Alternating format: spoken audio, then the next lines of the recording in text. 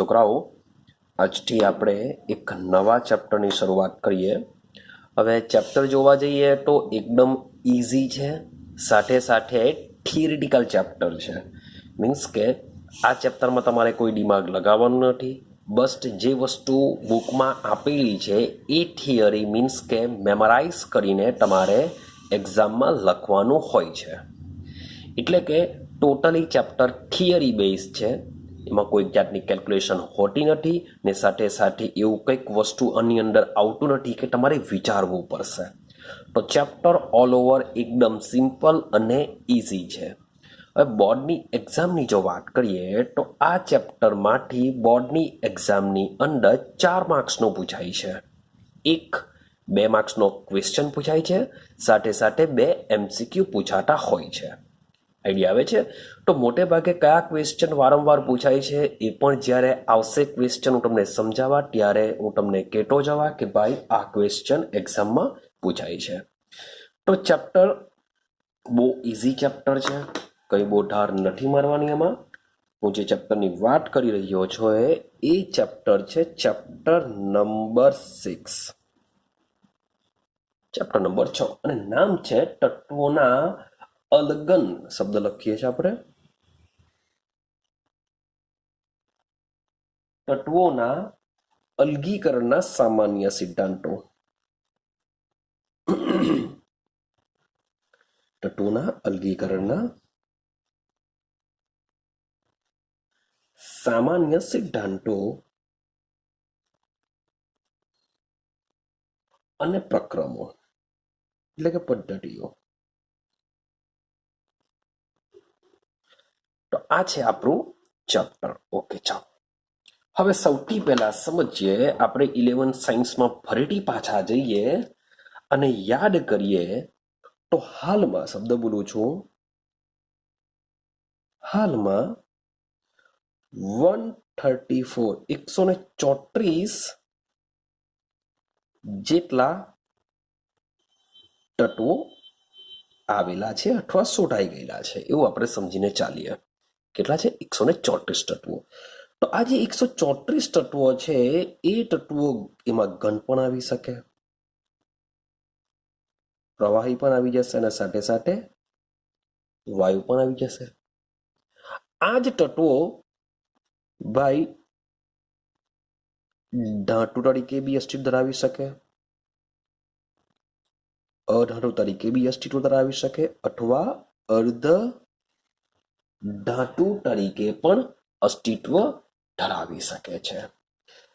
હવે મજાની વાત એવી છે કે આ 134 તત્વો છે એ 134 તત્વોમાંથી આપણે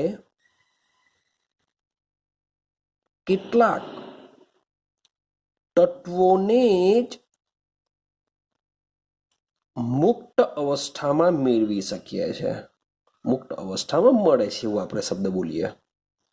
આમાંથી 134 માંથી કેટલાક તત્વો જ આપણને મુક્ત અવસ્થામાં મળે છે, બીજા બધા તત્વો મુક્ત અવસ્થામાં મળતા નથી. હવે પાછો ક્વેશ્ચન એવો આવે કે મુક્ત અવસ્થા શું કહેવા માંગે છે? સમજો, મારી પાસે માની લઉં કે હિલિયમની વાત કરું તો હિલિયમ તમને આપણી આજુબાજુના વાતાવરણમાંથી મળી જશે. હવે મુક્ત અવસ્થા શું કહેવાશે? તો ભાઈ વાતાવરણમાં રહેલું જે હિલિયમ છે એ હિલિયમ ભાઈ મુક્ત અવસ્થા એટલે કે એકલો જ ફરતો હશે, એને આપણે કહીશું મુક્ત અવસ્થા. ખબર પડે છે? હવે સંયોજિત એની ઓપોઝિટ થશે, બીજો શબ્દ એને ઓપોઝિટ છે સંયોજિત સ્વરૂપે અને સંયોજિત અવસ્થા. સંયોજિત સ્વરૂપનો મતલબ શું થાય? માન લો કે મારી પાસે હું વાત કરું છું સોડિયમ ધાતુની, મારે સોડિયમ ધાતુ મેળવવી છે. તો સોડિયમ ધાતુ મેળવવા માટે મોટે ભાગે આપણે શું કરીએ છીએ? દરિયાઈ પાણીનો ઉપયોગ કરીએ છીએ. એ પાણીનું શું કરીએ છીએ? આપણે બાષ્પીભવન કરીએ છીએ, જેથી મને કંઈક સફેદ રંગનો પદાર્થ મળતો હોય છે. તો જે સફેદ રંગનો જે પદાર્થ હોય છે એ શું હોય છે? NaCl હોય છે. અહીં તમે ચેક કરશો કે સોડિયમ ક્લોરીન સાથે સંયોજનમાં મળે છે, એટલે જ કહેશું સંયોજિત સ્વરૂપે. તમને મુક્ત સ્વરૂપમાં સોડિયમ મળતું નથી, એટલે કે જમીન ખોદી સોડિયમ મળી ગયો, ના, એવું થતું નથી. આઈડિયા આવે છે? તો આને કહેશું સંયોજિત સ્વરૂપે. તો 134 તત્વો છે, 134 તત્વોમાં મોટે ભાગે હિલિયમ જેવા બધા જ ઉમદા વાયુઓ છે, કારણ કે નામ જ છે ઉમદા વાયુઓ અથવા નિષ્ક્રિય વાયુઓ, એટલે કે તેઓ કોઈ પણ સાથે પ્રક્રિયા કરતા નથી, માટે તેઓ મુક્ત સ્વરૂપે મળી આવે છે. સેમ વાત કરું કાર્બન તમે જમીન ખોદશો તમને કાર્બન મળી જશે, સાથે સાથે સલ્ફર લઈ લો, સાથે સાથે એયુ લઈ લો, એટલે કે ગોલ્ડ લઈ લો. આ બધા તત્વો તમને મુક્ત અવસ્થામાં મળી શકે છે. પણ આપણે જે સાધનો, જે વસ્તુઓનો જે ઉપયોગ કરીએ છીએ, એ શું જરૂરી છે કે માત્ર ને માત્ર આ 3 ધાતુઓ અથવા તો અધાતુઓ દ્વારા જ બની હોય? આપણે તો ઘણું બધું વાપરીએ છીએ, ઘણા બધા સાધનો વાપરીએ છીએ. તો એ સાધનો માટેની જરૂરી ધાતુઓ છે, એ ધાતુઓ મુક્ત સ્વરૂપમાં મળતી નથી. એટલે કે ભાઈ સોનાની ખાણ આવી શકે છે, જેમાંથી સોનું તમને ઇઝીલી મળી જશે. સેમ સલ્ફર પણ તમને જમીન ખોદવાથી મળી જશે, કાર્બન પણ તમને મુક્ત અવસ્થામાં મળી શકે છે. પણ બીજા બધી જે ધાતુઓ લઈ લેવ કે અધાતુઓ લઈ લેવ કે અર્ધધાતુ લઈ લેવ, એ તેમના સંયોજન સ્વરૂપે જ જમીનમાંથી મળી શકે છે. ક્લિયર થાય છે? ચાલો, તો આઈ હોપ સો કે તમને મુક્ત અવસ્થા શું છે, સંયોજિત અવસ્થા શું છે, થોડીક આઈડિયા આવી ગઈ હશે કે આ જે તત્વો છે એ સીધા જમીનમાંથી અથવા હવામાંથી મુક્ત સ્વરૂપે મળી જશે, એટલા અથવા તો એકલ સ્વરૂપે મળી જશે. જ્યારે બાકીની આના સિવાયના જેટલા પણ ધાતુ, અર્ધધાતુ, અધાતુ લઈ લેવ, એ બધા શામાં મળશે? સંયોજિત સ્વરૂપે મળશે. ચાલો બીજો પોઈન્ટ સમજો. ભાઈ પૃથ્વીના પોપડામાં, શબ્દ બોલું છું, ત્રીજા નંબર ઉપર, પૃથ્વીના પોપડામાંથી જો તમારે ત્રીજા નંબર ઉપરથી કોઈ જો ધાતુ મેળવવી હોય તો એ ધાતુ આવશે એલ્યુમિનિયમ. કે પૃથ્વીના પોપડામાંથી ત્રીજા નંબરે સૌથી વધુ પ્રમાણમાં મળી આવતી જો કોઈ ધાતુ હોય તો એ ધાતુ કોણ હશે? એલ્યુમિનિયમ હશે.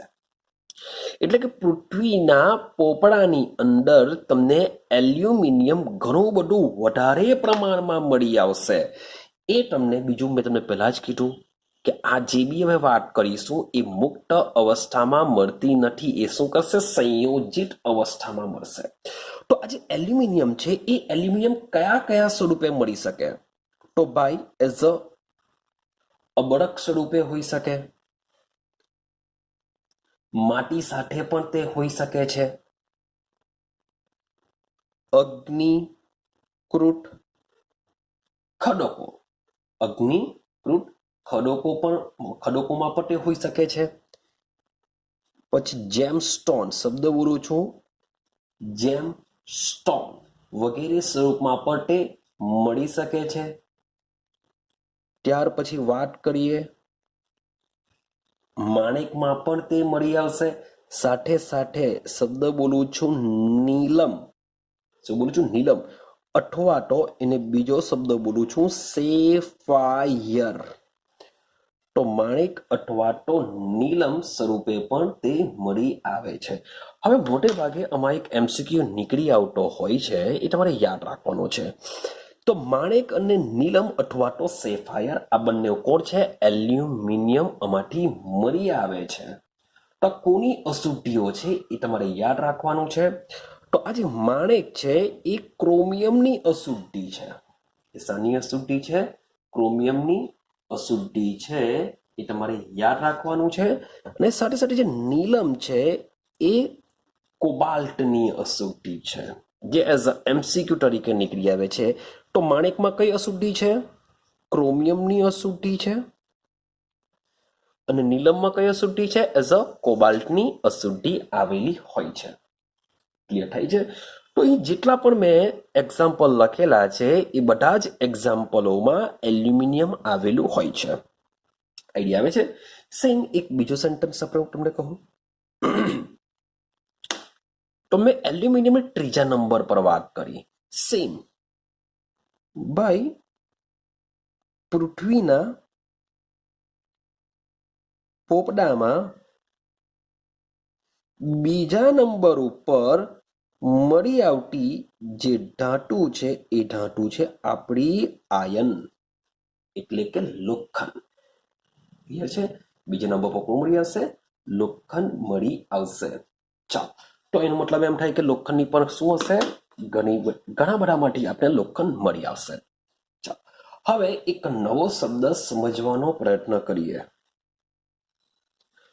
હવે જોજો, મેં તમને કીધેલું છે કે જે ધાતુ છે, ધાતુ મોટે ભાગે સંયોજિત સ્વરૂપમાં મળે છે. શબ્દ લખી દઈએ આપણે.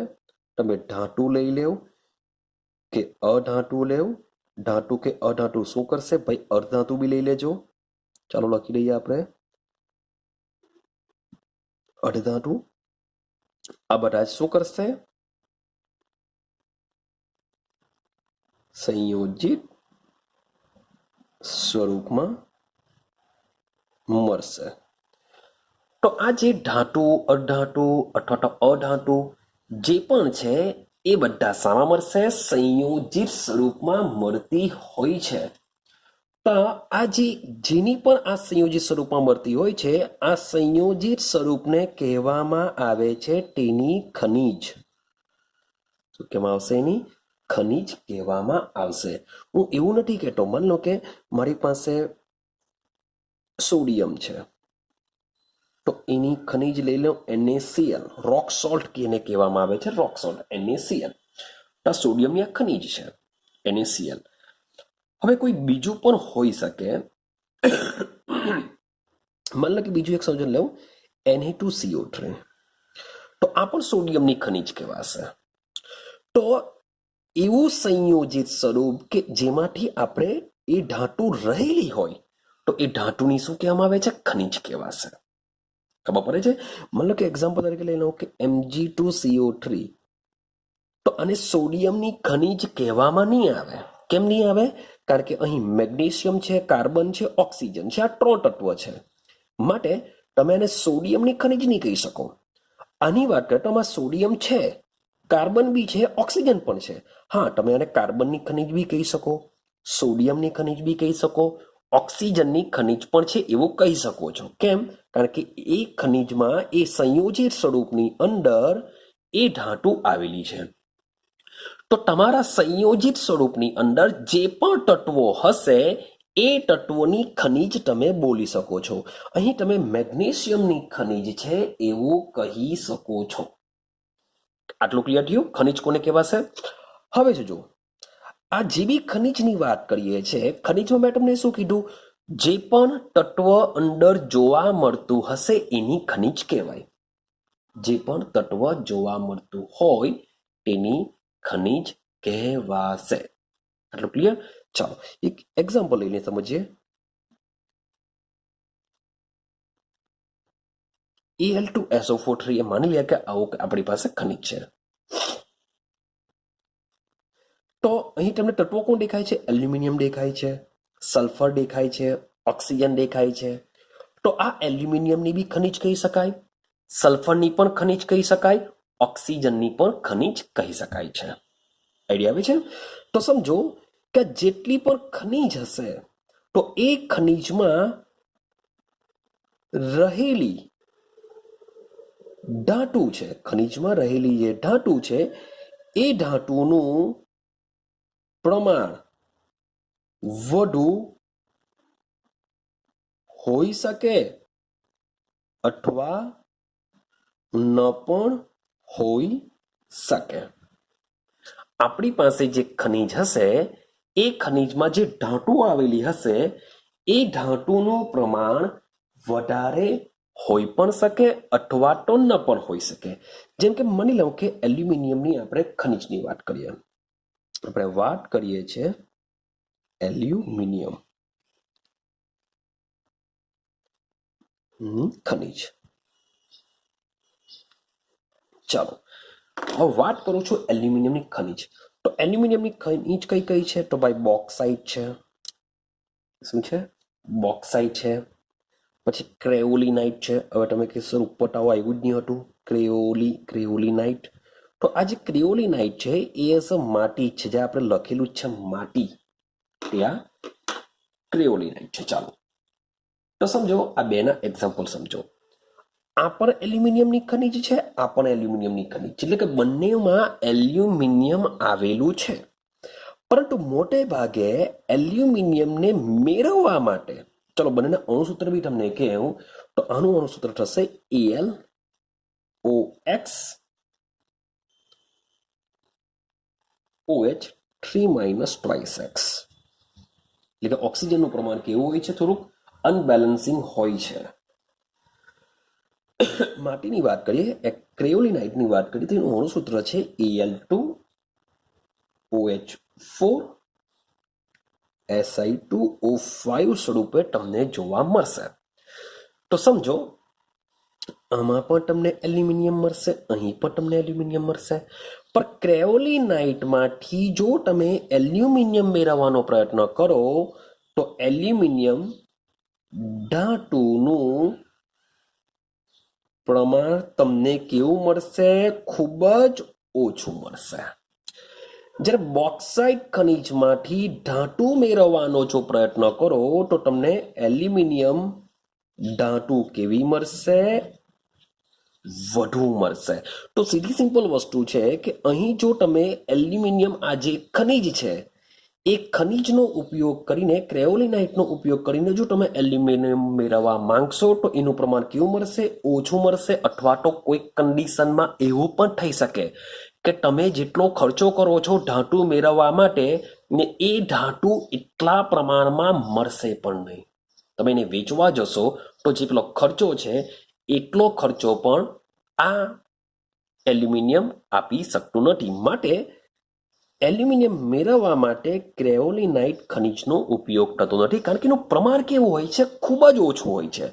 માટે એલ્યુમિનિયમ ધાતુ મેળવવા માટે શાનો ઉપયોગ થાય છે? બોક્સાઇટનો ઉપયોગ થાય છે, કારણ કે એમાંથી એલ્યુમિનિયમ વધુ પ્રમાણમાં મળશે. તો સમજો એક શબ્દ તમારે પાછો યાદ રાખવાનો છે કે જે ખનિજમાંથી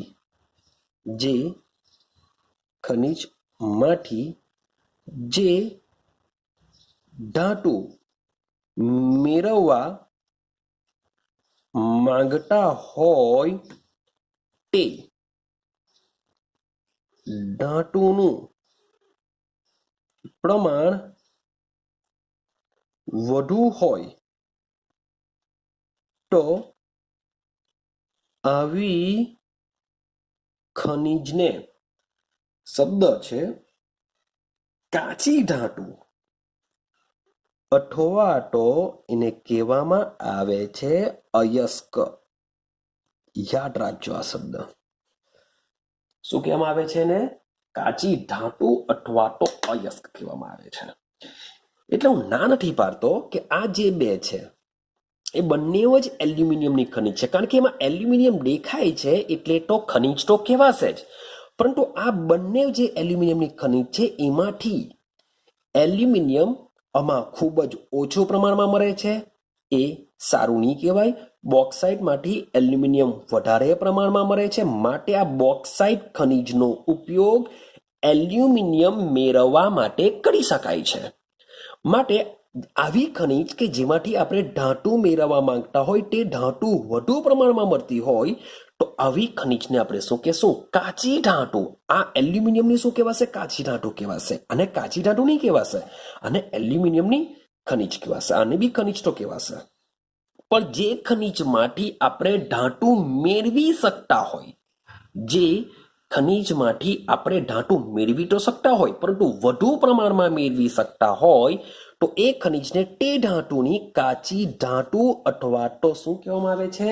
અયસ્ક કહેવામાં આવે છે. ક્લિયર થયું? કાચી ધાતુ અથવા અયસ્ક શું છે? તો મેં તમને એલ્યુમિનિયમનું એક્ઝામ્પલ આપીને સમજાવવાનો પ્રયત્ન કર્યો છે. એવી રીતના સમજો કે ભાઈ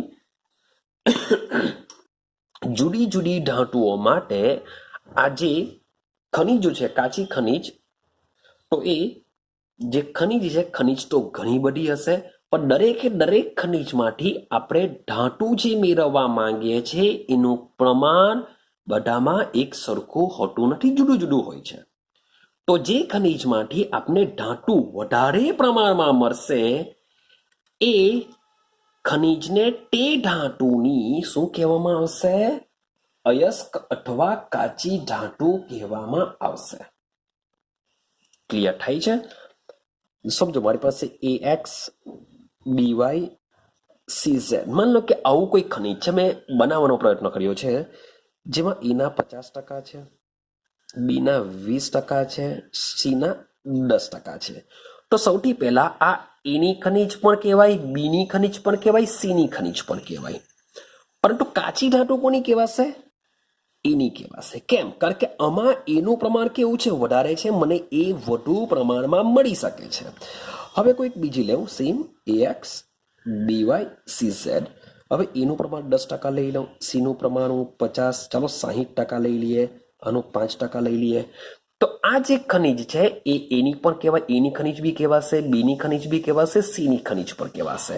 પણ કાચી ધાતુ કોની કહેવાય? સીની. કેમ? કારણ કે આનું જો આપણે નિષ્કર્ષણ કરીશું ધાતુ મેળવવા માટે તો મને સીનું પ્રમાણ વધુ મળશે, માટે આ સીની કાચી ધાતુ કહેવાય. પણ એ અને બીની અને સીની પણ ખનિજ તો કહેવાશે જ. ખનિજ મતલબમાં શું થાય કે તમારા સંયોજી સ્વરૂપમાં જે તત્વો આવેલા હોય એ દરેકની ખનિજ કહેવાય. પણ કાચી ધાતુ કોને કહેવાશે? તો તમારા સંયોજિત સ્વરૂપ, જેને આપણે ખનિજ કહીએ છીએ, એ ખનિજમાંથી જે ધાતુ વધુ પ્રમાણમાં મેળવાતી હોય તો એ ધાતુને તેની કાચી ધાતુ કહેવામાં આવે છે. ક્લિયર થાય છે કાચી ધાતુ? ચાલો આગળ જઈએ. વાત ચાલે છે આપણી કાચી ધાતુ, અથવા તો એને શું કહેશું આપણે? અયસ્ક કહેશું.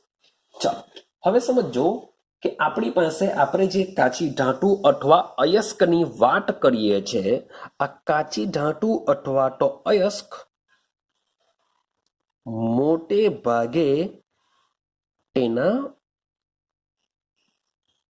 ઓક્સાઇડ સ્વરૂપમાં હોવી જોઈએ.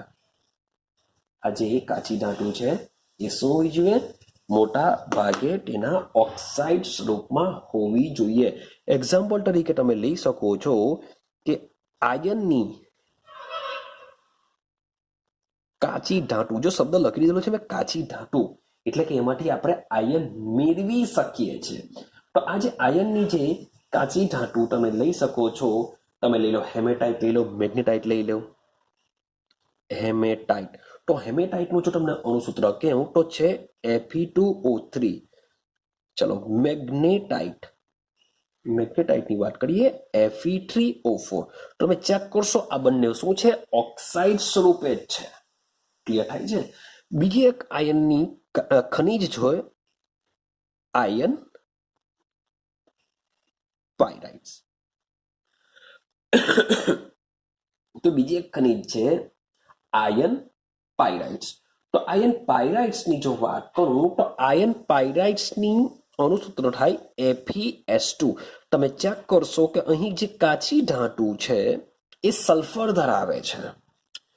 તો જો તમારી કાચી ધાતુ જો સલ્ફર ધરાવે તો એ સલ્ફર એઝ અ SO2 સ્વરૂપે વાતાવરણમાં ભરશે, જેથી વાતાવરણ શું થશે? પ્રદૂષિત થશે. માટે મોટે ભાગે તમારી જે કાચી ધાતુ છે એ કાચી ધાતુ મોટે ભાગે ઓક્સાઇડ સ્વરૂપે પસંદ કરવામાં આવે છે. પણ તેમ છતાં પણ, શબ્દ બોલું છું, તેમ છતાં પણ માની લઉં કે એવી કોઈક ધાતુ હોય ઓક્સાઇડ સ્વરૂપે છે, પણ તેમાંથી જે ધાતુ મેળવવા માંગતા હોય એ ધાતુ ખૂબ જ ઓછા પ્રમાણમાં મળતી હોય.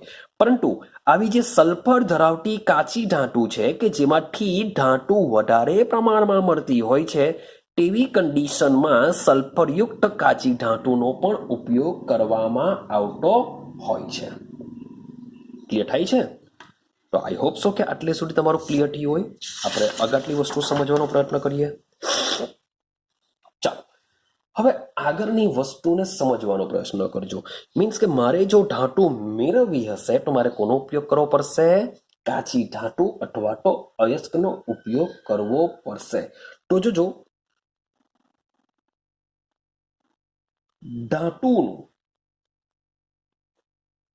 તેના અયસ્કમાંથી અથવા તો કાચી ધાતુમાંથી, ધાતુનું તેના અયસ્કમાંથી અલગીકરણ કરવા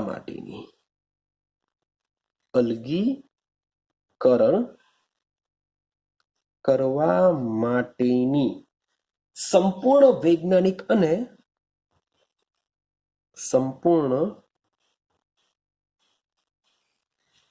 વૈજ્ઞાનિક અને ટેકનોલોજીય પ્રક્રમને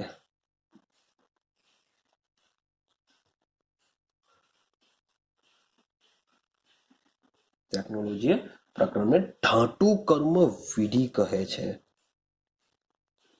ધાતુ કર્મ વિધિ કહે છે. આ છે ધાતુ કર્મ વિધિની વ્યાખ્યા, કે આપણે ધાતુને તેના અયસ્કમાંથી અલગીકરણ કરવા માટે શું કરીશું? સંપૂર્ણ વૈજ્ઞાનિક અને ટેકનોલોજીનો ઉપયોગ કરીશું. તો આપણે જે પણ પદ્ધતિ દ્વારા અયસ્કમાંથી ધાતુને છૂટી પાડીએ છીએ એ પદ્ધતિને કહેવામાં આવે છે ધાતુ કર્મ પદ્ધતિ અથવા તો ધાતુ કર્મ વિધિ કહીએ છીએ. પરંતુ આ ઠીક છે ની વ્યાખ્યા છે, પરંતુ આ બહુ ઇઝી હોતું નથી કે ચાલો મેં અયસ્ક લઈ લીધી, એ અયસ્કમાંથી ધાતુ મેળવી લેવા, બાકીનું બધું નીકળી જશે. તો ના, એટલું બધું બી સિમ્પલ નથી. કેમ? કારણ કે આપણે જે અયસ્કની વાત કરીએ છીએ એ વયસ્ક એટલે કે આપણી કાચી ધાતુ. તો આ કાચી ધાતુ સંપૂર્ણપણે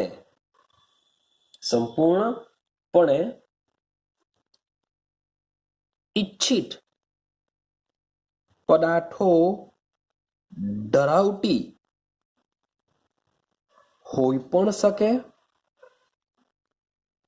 અથવા ન પણ હોઈ શકે. એટલે કે બીજો શબ્દ આવ્યો પાછો, ઈચ્છિત પદાર્થો ધરાવતી હોઈ પણ શકે અથવા તો ન પણ હોઈ શકે. બંને કન્ડિશન છે. શું કહેવા માંગે છે? હવે આઈ હોપ સો કે અયસ્ક તમને શું છે એ ખબર છે. અયસ્ક એટલે કે એવી ખનિજ કે જેમાંથી હું ધાતુ મેળવવા માંગતો હોઉં, પણ એ અયસ્ક સાથે ઈચ્છિત પદાર્થો ધરાવતી હોય અથવા ન પણ હોઈ શકે. હવે ઈચ્છિત પદાર્થો શું છે અથવા ઈચ્છિત પદાર્થો ધરાવતા ન પણ હોય એ શું છે સમજો. તો ઈચ્છિત પદાર્થોનો મતલબ એવો થાય, માની લો કે મારે સોડિયમ ક્લોરાઇડ માંથી સોડિયમ મેળવવો છે, તો સોડિયમ ક્લોરાઇડમાં માત્ર ને માત્ર આટલી જ વસ્તુ હોય તો આ ઈચ્છિત પદાર્થો કહેવાય. ખબર પડે છે? માન લો કે હમણાં જ આપણે વાત કરીને આવ્યા આયર્નની ખનિજ હેમેટાઇટની વાત કરીને આવ્યા. હેમેટાઇટ તરીકે Fe2O3 છે.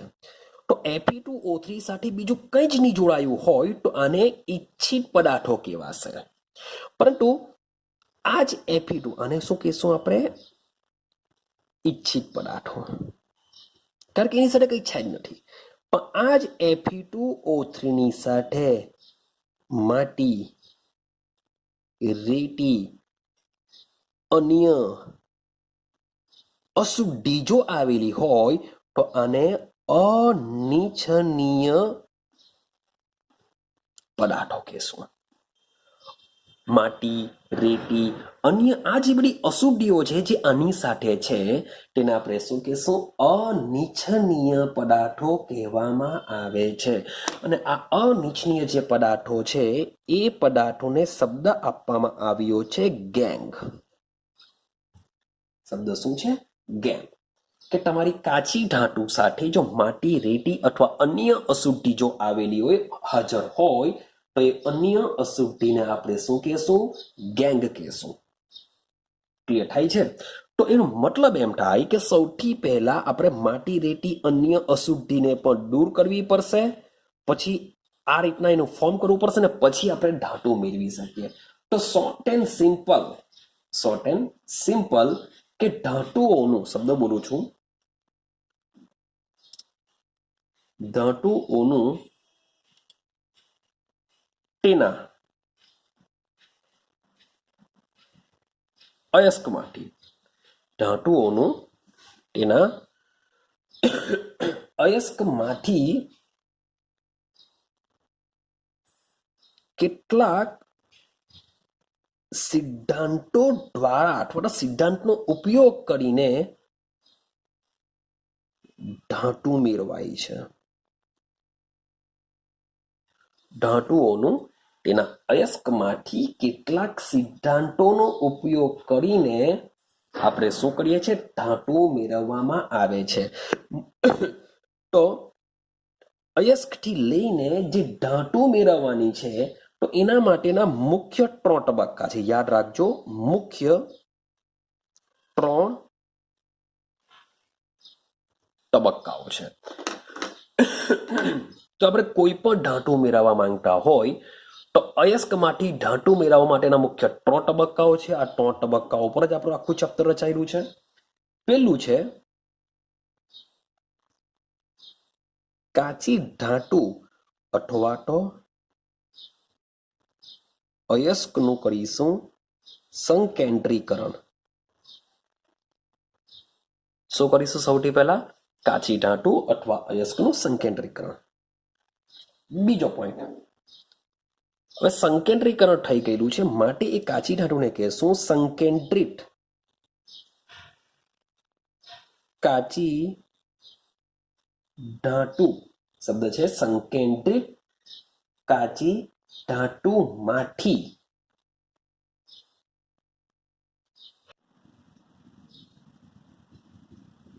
ધાતુનું અલગીકરણ. કે મારી પાસે આ જે સંકેન્દ્રિત કાચી ધાતુ છે એ કાચી ધાતુમાંથી શું કરીશું? ધાતુનું અલગીકરણ કરીશું, ધાતુને છૂટી પાડીશું. અને ત્રીજો પોઈન્ટ છે ધાતુનું શુદ્ધિકરણ. મીન્સ કે જે બી ધાતુ આપણે મળી હશે એ ધાતુનું આપણે શું કરીશું? શુદ્ધિકરણ કરીશું. પણ મેં તમને પહેલા કીધેલું છે આ શું છે? મુખ્ય 3 તબક્કા છે. આની અંદર પણ મે બી નાના તબક્કાઓ આવી શકે. આપણે સ્ટેપ બાય સ્ટેપ આપણે આને સમજતા જઈશું. હવે આ જે 3 જે મુખ્ય તબક્કાઓ છે એ તબક્કાઓ આપણે ઉષ્માગતિશાસ્ત્ર અને સંકેન્દ્રિત અયસ્કનું ધાતુમાં અસરકારક રિડક્શન કરવા માટે આપણે વિદ્યુત રાસાયણિક પદ્ધતિઓનો પણ ઉપયોગ કરીશું. મીન્સ કે આ જે 3 તબક્કાઓ છે એ 3 તબક્કામાં આપણે ઉષ્માગતિશાસ્ત્ર અને સાથે સાથે વિદ્યુત રસાયણ શાસ્ત્ર આ બંને શાસ્ત્રનો ઉપયોગ કરીને કાચી ધાતુમાંથી શું કરવામાં આવે છે? ધાતુ મેળવવામાં આવે છે. આઈડિયા આવે છે? તો આપણે સ્ટેપ બાય સ્ટેપ આગળ વધતા જશું. તો મેઇન 3 તબક્કા દિમાગમાં ફિટ કરી દેવું કે સૌથી પહેલો તબક્કો છે કાચી ધાતુનું સંકેન્દ્રીકરણ. દિમાગમાં ફિટ કરો.